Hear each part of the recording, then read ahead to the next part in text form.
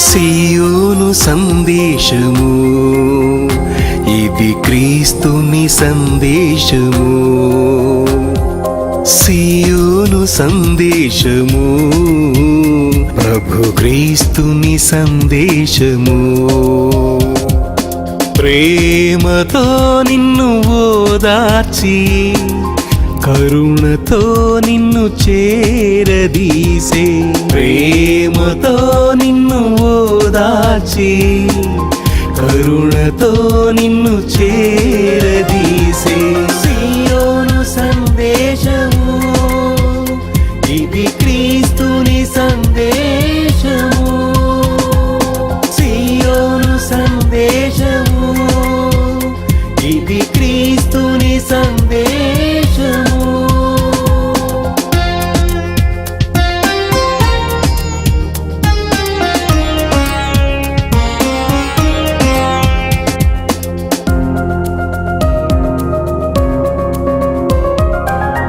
వ్యాధి బాధలు ఎన్ని ఉన్నా బలపరచు సందేశము. పాపివైనా నీ కొరకు ఇది రక్షణ సందేశము. ఇది సియోను సందేశము, ఇది క్రీస్తుని సందేశము. ఇది సియోను సందేశము, ప్రభు క్రీస్తుని సందేశము.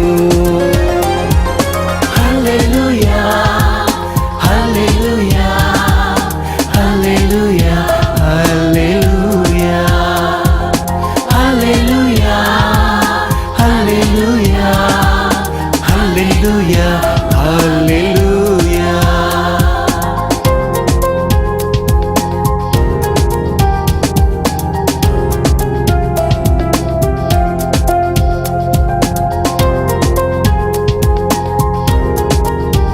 క్రీస్తునామమున చిన్న మీకందరికీ పరిశుద్ధుడు, పవిత్రుడు, పరమందు ఇహమందు సర్వాధికారం కలిగిన లోకరక్షకుడైన యేసు క్రీస్తు నామమున మీకు శుభములు తెలియచేస్తూ ఉంటున్నాను. అంతేకాకుండా #1 న్యూస్ ఛానల్లో ఈ కార్యక్రమమును వీక్షిస్తున్న మీ అందరిని బట్టి ప్రభువుకు వందనాలు చెల్లిస్తూ ఉంటున్నాను. మాటలాడగలిగిన దేవుడు మానవునికి పరలోక శ్వాసాన్ని ఇవ్వగలిగిన దేవుడు ఈ ఉదయకాలం నీతో మాట్లాడడానికి ఎంతో ఆశతో ఎదురు చూస్తూ ఉంటున్నాడు. ఇవి నా వాక్కులు కాదు, పరిశుద్ధుడైన దేవుడు కేవలం నా స్వరాన్ని మట్టికే వాడుకుంటా ఉన్నాడు. ఈ సమయంలో నా స్వరాన్ని ప్రభు వాడుకోవచ్చు, మరి ఒకరి స్వరాన్ని వాడుకోవచ్చు. కానీ ఈ ఉదయకాలం ఈ వాక్యం ద్వారా ఒకవేళ ప్రభు నిన్ను ధైర్యపరచాలని, నిన్ను బలపరచాలని, నిన్ను ఆశీర్వదించాలని, నీ హృదయ వాంఛలు తీర్చాలని ఒకవేళ ప్రభు ఎదురు చూస్తున్నాడేమో, ఆ విషయం అయితే నాకు తెలియదు. కానీ ఒకవేళ అదే ప్రభు చిత్తంలో ఉంటే ఎందుకు కొద్ది సమయం నీవు ఈ యొక్క వాక్యం వినడానికి నీ కేంద్రీకరణ ప్రభు వాక్యం మీద పెట్టకూడదు? ప్రియ ప్రేక్షకులు, గడిచిన 3-4 ఎపిసోడ్స్లో మనం అపోస్తుల కార్యములో 1వ అధ్యాయంలో శిష్యులకు ప్రభు చెప్పాడు, తండ్రి వాగ్దానం కొరకు కనిపెట్టుకోమని. ఎప్పుడైతే ప్రభు ఆ మాట చెప్పారో వారు ఏక మనస్సుతో ఎడతెగక వారు కనిపెట్టుకున్నారు. అంతేకాకుండా పరిశుద్ధాత్మతో వారు నింపబడ్డారు. అన్య భాషలలో వారు మాట్లాడగలిగినారని ఇంకొక అద్భుతం కూడా అక్కడ మనము గుర్తు చేయబడ్డాం. అన్య భాషలలో అంటే ఏదో మనకు తెలియని భాషలో మనం మాట్లాడడం అనేది అర్థం. కొంతమంది అంటారు ఇది పరిశుద్ధాత్మ భాషనండి, ఇంకొక భాషనండి, ఆ భాష అని అడుగుతూ ఉంటారు. అవి కాదు ప్రభు మాట్లాడుతూ ఉన్నది. ఆనాడు వారు అక్కడ ఉన్నప్పుడు ప్రజలు పలు రకములైన భాషలు మాట్లాడే ప్రజలు అక్కడ ఉంటా ఉన్నారు. పార్థీయులు ఉన్నారు, మాదీయులు ఉన్నారు, ఎలామీయులు ఉన్నారు, మెసొపొతామియా, యూదయ, కప్పదొకియా, పొంతు, ఆసియా, ఫ్రుగియా, పంపియా, ఐగుప్తను ఆ దేశాల ప్రజలందరూ ఉన్నారు. వారికి సంబంధించిన భాషలు వారికి ఉంటా ఉన్నాయి. చెప్పాలంటే భారతదేశంలో పలు రకములైన భాషలు ఏ దేశంలో కూడా అన్ని భాషలు ఉండవేమో అని నేను అనుకుంటా ఉన్నాను. నీకు వచ్చిన భాష, ఆ ఉత్తర భారతదేశంలో ఉండే భాష, వారికి నీ భాష తెలియదు, వారి భాష నీకు తెలియదేమో. ఆనాడు జరిగినది కూడా అదే సంగతి. ఆనాడు ఈ దేశాలు లేదా ఈ ప్రాంతాల నుంచి వచ్చిన ప్రజలు అక్కడ ఉన్నారు.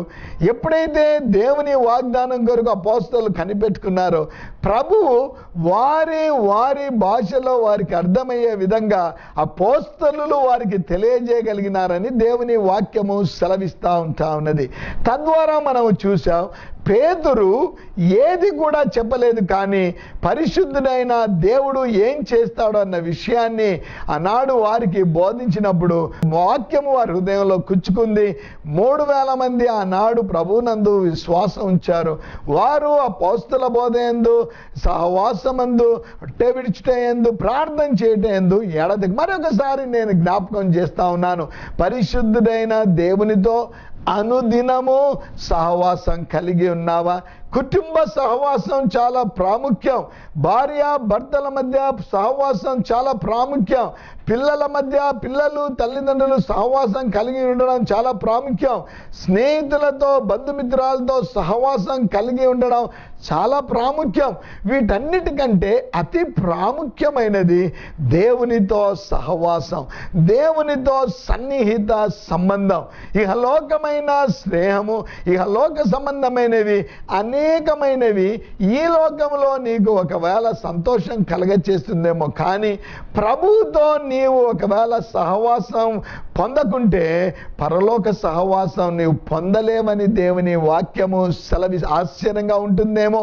నేను అన్ని మంచి కార్యాలు చేస్తూ ఉన్నాను, నేను చర్చికి వెళ్తానండి, బైబిల్ తీసుకొని వెళ్తానండి, చర్చిలో వాక్యం వింటానండి, నేను ఇవ్వవలసిన దేవునికి ఇవ్వవలసినవి నేను ఇస్తానండి, నా జీవితంలో తప్పిదములు చేయటం లేదండోయ్ అని మీరు ఒకవేళ అంటావేమో, కానీ దేవునితో సన్నిహిత సహవాసం, దేవునితో సహవాసం నువ్వు కలిగి ఉండకుంటే సాతాను ఏ విధంగానైనా వాడు నీతో సహవాసం చేసి నిన్ను పడగొడతాడని దైవ సేవకునిగా తెలియచేస్తా ఉంటున్నాను. ఆదాము హవ్వలుండే ఏదైనా తోటకు దేవుడు ఎంతో భద్రత పెట్టాడు, అయినా కుయుక్తిగా వాడు సాతాను అక్కడ ప్రవేశించాడు, వారిని వాడు మోసగించాడని కూడా దేవుని వాక్యము సెలవిస్తూ ఉంటా ఉంది. ప్రియా ప్రేక్షకులు, వాడు గర్జించు సింహము, ఏ విధంగానైనా నిన్ను మన్ను పడగొట్టే ప్రయత్నాలు వాడు చేస్తూ ఉంటాడు. ఎక్కడనైనా మనల్ని ప్రభువు నుంచి దూరం చేస్తాడు వాడు. మరి ఆనాడు ప్రభువును స్వీకరించిన నాటి నుండి ఈనాటి వరకు నీ జీవితంలో అభివృద్ధి అనేది కనిపిస్తూ ఉంటుందా? కొలస్సీ పత్రిక 2వ అధ్యాయము, కొలస్సీ పత్రిక 2వ అధ్యాయము 6-7 వచనాలలో ఒకవేళ మనము చూస్తే, కొలస్సీ పత్రిక 2వ అధ్యాయం 6-7 వచనాల్లో, కావున మీరు ప్రభు అయిన క్రీస్తు యేసును అంగీకరించిన విధముగా ఆయన యందు వేరు పారిన వారై ఇంటి వలె కట్టబడుచు, మీరు నేర్చుకొనిన ప్రకారము విశ్వాసమందు స్థిరపడుచు, కృతజ్ఞతాస్తుతులు చెల్లించుట యందు విస్తరించుచు ఆయన యందుండి నడుచుకొనుడి. అపోస్తలుడైన పౌలు కొలస్సీ సంఘానికి మాటలు చెప్తా ఉన్నాడు. కొలస్సీ ప్రజలు మంచి ప్రజలు, అయినా వారికి ఒక వార్నింగ్ లెక్క వారికి చెప్తా ఉన్నాడు, జాగ్రత్తగా మీరు క్రీస్తును అంగీకరించావు, నువ్వు నేను అంగీకరించామో, ఒకవేళ ఇంకా క్రీస్తుని నువ్వు అంగీకరించలేదేమో, క్రీస్తును ఎందుకు అంగీకరించాలని ఒకవేళ ప్రశ్న నీలో కలుగుతూ ఉంటే, ఈ భూమి మీద మానవుడు పాపములో పడిపోతే, మరణ పాత్రుడైతే, అగ్నిగుండానికి పాత్రుడైతే, ఎవరూ మానవుని సాతాను వాణ్ణి పాపంలో పడవేశాడు మానవుని, కానీ సాతాను పాపము నుంచి విడుదల చేయలేకపోయాడు, నిత్య నరకానికి వారసుడిగా చేశాడు. కానీ మానవుని సృష్టించిన దేవుడు ఇహలోకానికి నరవతారిగా వచ్చి మానవుని కొరకు తన ప్రాణ త్యాగం చేసి శిలువలో మరణించి పునరుద్ధరణై తిరిగి వెళ్ళిన దేవుడు. అందుకే ఆయన చెప్తున్న మాటలు నేను మీకు తెలియచేస్తున్నాను. ఒక దినం ఆయన తిరిగి వస్తాడంట. ఎవరైతే ప్రభువునందు విశ్వాసం ఉంచారో, ఎవరైతే క్రీస్తునందు వేరు పారిన వారుగా ఉంటారో, తప్పకుండా వారికి ఆయన వారి ఫలమును తప్పకుండా ఇస్తాడని దేవుని వాక్యము సెలవిస్తూ ఉంటుంది. అపోస్తలులు ప్రభువు వెంట ఉన్నందుకు ప్రభువు వారికి ఇచ్చిన మాట ప్రకారం వారు వాగ్దానం కొరకు కనిపెట్టుకున్నందుకు ప్రభు వారికి ఏమిచ్చాడండి? పరిశుద్ధాత్మ శక్తిని వారికి ఇచ్చాడు. పరిశుద్ధాత్మ జ్ఞానము వారికి ఇచ్చాడు. యేసు ప్రభు మీ మీద ఉన్నప్పుడు వాళ్ళు ఏ అద్భుతాలు ఆశ్చర్యకార్యాలు వాళ్ళు చేయలేదేమో, కానీ ఆయన ఆరోహణమై వెళ్తూ మీరు నా కొరకు సాక్షులుగా ఉంటారు అని చెప్పినప్పుడు అద్భుతాలు ఆశ్చర్యక్రియలు అపోస్తల ద్వారా జరిగాయి. అనుకుంటున్నామేమో బోధకుల ద్వారానే అద్భుతాలు జరుగుతాయని, లేదా వేరే వారి ద్వారానే అద్భుతాలు జరుగుతాయని. కానీ దేవుని వాక్యం అంటా ఉంది, నీవు ఎప్పుడైతే ప్రభువునందు వేరు పాడతావో, ఎప్పుడైతే ప్రభువులో స్థిరంగా ఉంటావో, ఆయనే చెప్పాడు అడుగు వాటిని నేను ఇవ్వగలిగిన శక్తిమంతుడని. ఆయనే చెప్పాడు 33వ ఇర్మియా 3వ వచనములో, ఇదిగో నాకు మొరపెట్టుము నేను నీకు ఉత్తరం ఇస్తానని చెప్పాడు. ఆయనే చెప్పాడు మీ చింత యావత్తు నా మీద వేయండి అని ఆయనే చెప్పాడు. ఆయనే చెప్పాడు మత్తయి సువార్తలో, ప్రయాసపడి భారం మోయించిన సమస్త జనులారా నా యొద్దకు రండి మీకు విశ్రాంతి. వస్తున్నావా అనుదినం ప్రభు దగ్గరికి వచ్చి నీ సమస్యలు ప్రభుకు చెప్పుకుంటున్నావా? కృతజ్ఞతాస్తుతులు ప్రభుకు చెల్లిస్తున్నావా? వాక్యములో బలపరచబడుతున్నావా? వాక్యమును చదివి వాక్య ప్రకారం జీవిస్తా ఉన్నామా?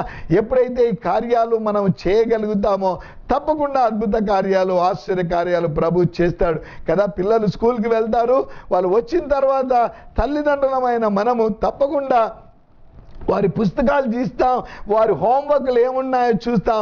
తప్పకుండా వారు ఆ హోంవర్క్ చేసే విధంగా మనము వారిని చూస్తాం. ఒకవేళ తల్లిగా తండ్రిగా నీవు ఆ బాధ్యత వహించి ఆ కార్యం చేయకపోతే నీ బిడ్డలు, నీ కుమారుడు కుమార్తె నష్టపోవడానికి కారణం తల్లిదండ్రులు. మీ బిడ్డల గురించి మీరు జాగ్రత్త వహించాలి. అనేక సార్లు అనుకుంటాం మేము బిజీగా ఉన్నాం, మా ట్యూషన్ సార్ చెప్తాడు, మా ట్యూషన్ టీచర్ మా పిల్లలకి చెప్తుందని చదివని నువ్వు అనుకుంటా ఉంటావు. కానీ తండ్రిగా తల్లిగా నీ బిడ్డల మధ్య ఎంత బాధ్యత నీవు వహిస్తా ఉన్నావు. పరమ తండ్రి అయిన దేవుడు నీ బాధ్యత వహించి నీవు నేను నిత్య నరకానికి వెళ్లకుండా నీవు నేను పరలోకం చేరడానికి తన కుమారుని పంపించి బాధ్యత వచ్చి నిన్ను నన్ను రక్షించి విమోచించాడే. నీవు అటువంటి బాధ్యత కలిగిన తండ్రిగా తల్లిగా ఉంటున్నావా? నీ పిల్లల పట్ల బాధ్యత కలిగిన వ్యక్తిగా ఉంటున్నావా? ఆనాడు యేసు ప్రభు ఆరోహణమై వెళ్తూ శిష్యులకు చెప్పాడు, పరిచర్య సువార్త అనే భారము, సువార్త అనే బాధ్యత నేను మీకు అప్పగిస్తున్నానని వారికి అప్పగించినప్పుడు వారు ఎడతెగక ప్రార్థన చేసి ప్రభు శక్తిని పొంది వారి జీవితాల్లో దేవుని ద్వారా వారు నడిపించబడి అద్భుత క్రియలు ఆశ్చర్యక్రియలు వారు చేశారని దేవుని వాక్యము పదే పదే ఎందుకు ప్రార్థన గురించి చెప్తున్నా అంటే చాలా సార్లు మన జీవితాల్లో అన్ని కార్యాలు చేస్తాం, కానీ ప్రభు దగ్గర కనిపెట్టే సమయాన్ని మనము వృధా చేస్తున్నామని దేవుని ఎక్కడ ఉందండి సమయం? ఉదయకాలం నేను లేవాలి, పిల్లలను తయారు చేయాలి, ఇదిగో వారిని పంపించాలి, మేము ఉద్యోగాలకు వెళ్ళాలి, మా 3 పూటల ఆహారం కొరకు మేము సిద్ధపరచుకోవాలి, అలసిపోతాము, మరి దినము అదే జరుగుతూ ఉంది. అందుకే ప్రభు దినం నీకు 24 గంటలు ఇచ్చాడు, పడుకుండే సమయం ఇచ్చాడు, భోజన సమయం ఇచ్చాడు. అంతేకాకుండా ప్రభువుతో నీవు సమయం గడపాలని ప్రభు నీకు సమయం కూడా ఇచ్చాడు. ఆ సమయం నీవు నేను ప్రభువుతో గడపకపోతే పడిపోయే పరిస్థితులు కలుగుతాయని దేవుని వాక్యము సెలవిస్తూ ఉంటా ఉన్నది. అపోస్తుల కార్యములు 3వ అధ్యాయములో మన వాక్యాన్ని చూస్తే ఆ పుట్టి కుంటి వాడు దేవాలయములో ప్రవేశించాడు, స్తుతులు చెల్లించాడు, గంతులు వేశాడు. చూచిన వారు ఆశ్చర్యచకితులైనప్పుడు ఎప్పుడైతే వాని వైపు వారు చూస్తూ ఉన్నారో, పేతురు యోహాన్ల వెంట వాడు ఉండడం చూశారో, పేతురు అంటున్న మాట నేను మీకు జ్ఞాపకం చేయాలి. ఇదిగో మీరు ఎందుకు ఈ విధంగా ఆశ్చర్యపడతా ఉన్నారు?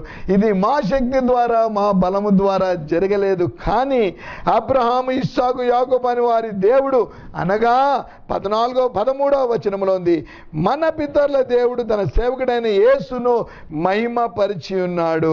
మీరు ఆయనను అప్పగించిదిరి. పిలాతు ఆయనను విడుదల చేయుటకు నిశ్చయించినప్పుడు మీరు అతని ఎదుట ఆయనను నిరాకరించింది. ఎందుకు ఆశ్చర్యపడుతున్నారు? ఈ కార్యము ఎవరు చేశారు తెలుసా? నేను ఈ కార్యాన్ని చేయలేదు, కానీ ఎవరినైతే మీరు నిరాకరించారో ఆయన ఈ కార్యాన్ని చేశాడు అని అంటా ఉన్నాడు.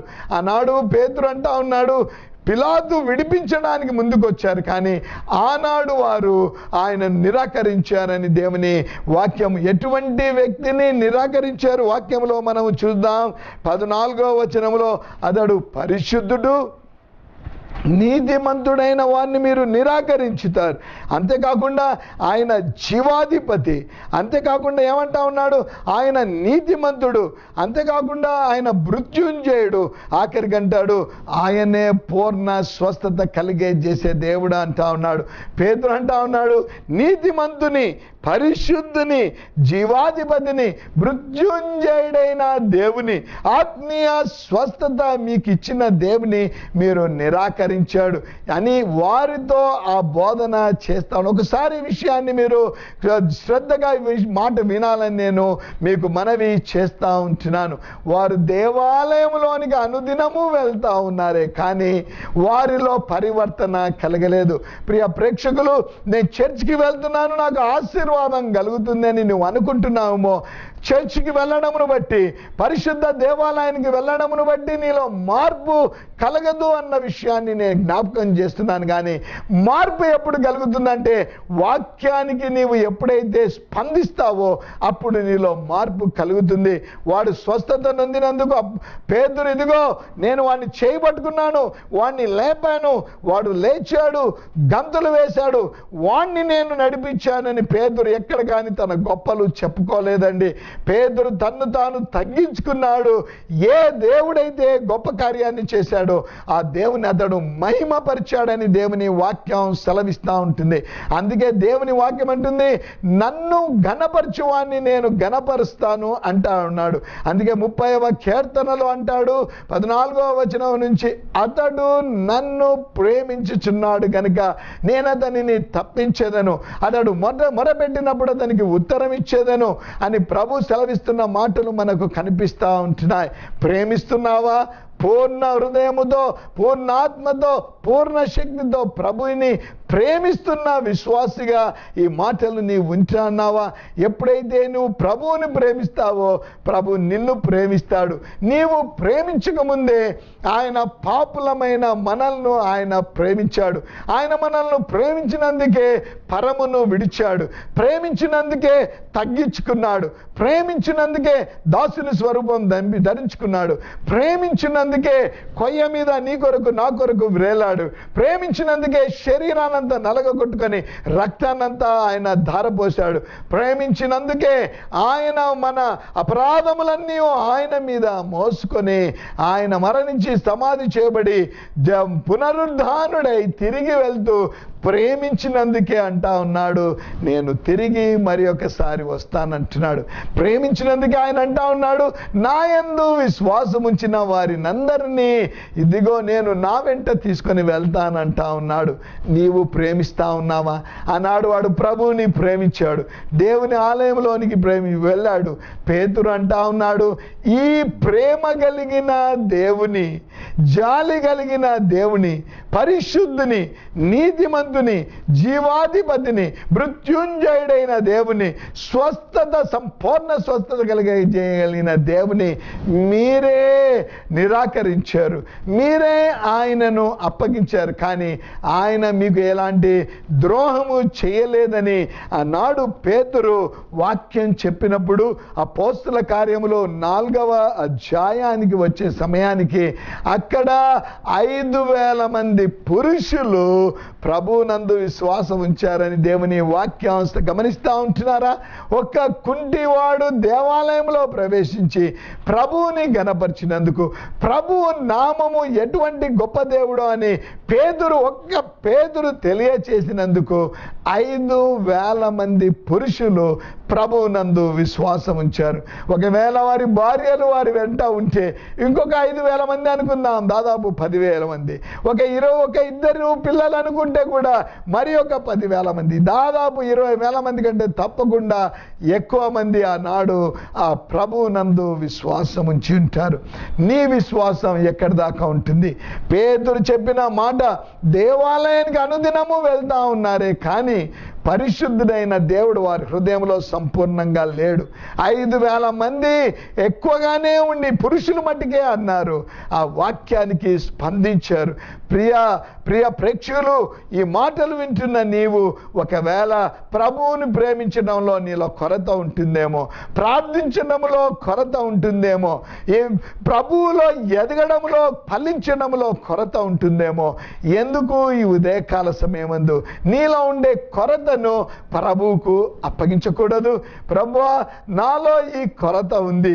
నీలో ప్రార్థన కొరత ఉంటే ప్రార్థన శక్తి ప్రభు నీకు ఇస్తాడు. నీలో శరీర బలహీనత అనే కొరత ఉంటే శరీర బలము అనేది ప్రభు నీకు ఇవ్వగలిగిన, మీరు ఎలా చెప్పగలుగుతాడండి? ఈ దేవుడే ఇవ్వగలుగుతాడని ఎలా చెప్పగలుగుతాడంటే ఆయన్నే చెప్పాడు, అడగండి నేను ఇస్తానని పలికిన పరమాత్ముడైన దేవుడు, లోకరక్షకుడైన యేసు క్రీస్తు ప్రభు. ఎందుకు ఈ ఉదయకాలం, ప్రభువా ఇదిగో నువ్వు నన్ను ప్రేమించావు, నా కొరకు ప్రాణత్యాగం చేశావు, ఇదిగో ఆనాడు వారి జీవితాల్లో అద్భుతం చేసిన దేవుడవు, నా జీవితంలో కూడా చేయగలిగిన శక్తిమంతుడవని ఆ కుంటివాని వలె నీవు విశ్వసించగలిగితే నీ జీవితంలో అద్భుతాలు చేస్తాడు. దేవాలయానికి వెళ్తున్నావేమో, దేవునికి ఇవ్వవలసిన అర్పణలు ఇస్తా ఉన్నావేమో, మంచి కార్యాలు చేస్తున్నావేమో, కావలసిన వారికి బట్టలు ఇస్తున్నావేమో, అన్ని కార్యాలు నీ దగ్గర జరుగుతున్నాయేమో, కానీ ఆ కుంటివాడు వాని హృదయాన్ని ప్రభుకి ఇచ్చాడని కూడా వాక్యం. అంతేకాదండో, అక్కడ వాక్యం వింటున్న 5,000 మంది పురుషులు సంపూర్ణంగా తమ హృదయాన్ని వారు ప్రభుకి ఇచ్చినట్లు కూడా వాక్యంలో మనం చూస్తా ఉన్నాం.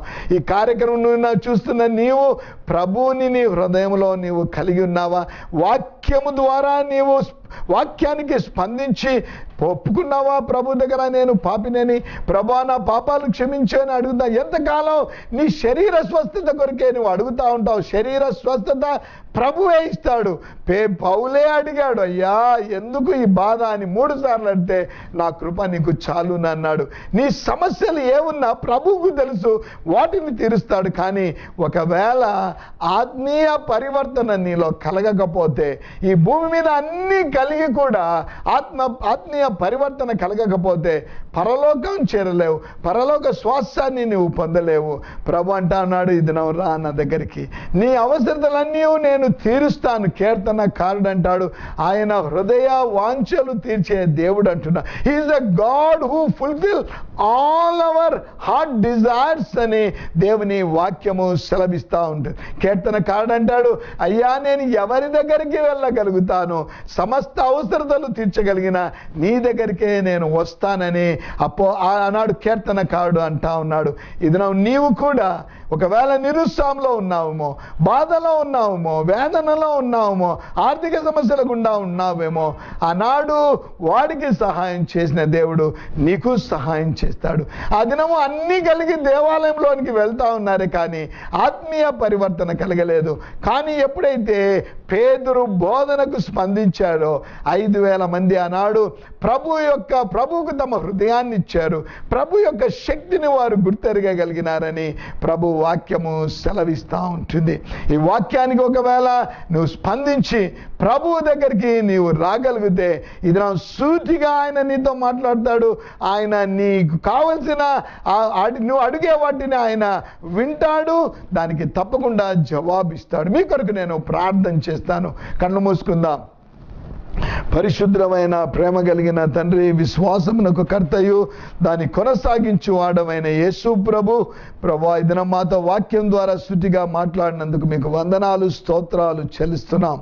ఆ 5,000 మంది పురుషులను మాకు మరొకసారి జ్ఞాపకం చేస్తున్నాడు. ఒక్కడు కుంటివాడు దేవాలయంలో ప్రవేశించాడు. పేతురు వాక్యాన్ని చెప్పినప్పుడు, ఆ దేవుని గురించి చెప్పినప్పుడు స్పందించారు. వాక్యము వారిలో ప్రవేశించింది, విశ్వాసం ఉంచారు. విశ్వాసమునకు కర్తయు దాన్ని కొనసాగించేవారు మీ వైపు వారు చూశారు ప్రభువా. ఈనాడు మేము కూడా మీ వైపు చూస్తే మీరు మా వైపు చూచే దేవుడవు నాయన. మా యొక్క ప్రతి అవస్థను మీరు తీర్చగలిగిన దేవుడవు. పడిపోయిన పరిస్థితులలో ఉన్నారు, దుఃఖములో బాధలో ఉన్నారు, వారి సొంత వారిని పోగొట్టుకొని ఇక ఎక్కడ ఉన్నాడు దేవుడు అని ఒకవేళ నిరుత్సాహపడతా ఉంటే మీరు ఉన్నారని వారు గ్రహించడానికి కృప దయచేయమని యేసు నామమున ప్రార్థిస్తున్నాము తండ్రి, ఆమేన్.